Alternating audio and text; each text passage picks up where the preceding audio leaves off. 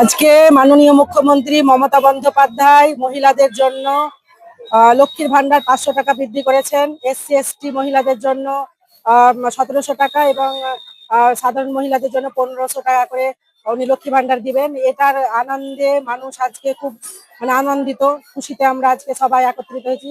আমার অঞ্চল শেখালিপুর গ্রাম পঞ্চায়েতে সবাই একত্রিত হয়ে আজকে একটু আনন্দ উৎসব সবাই একসঙ্গে আমরা একটু অনুষ্ঠান মিষ্টিমুখ করলাম। খুব খুশি।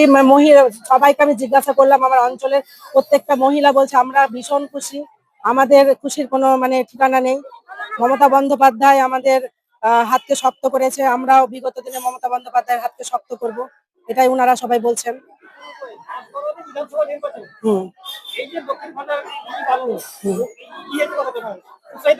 মানুষ প্রচুর উৎসাহিত।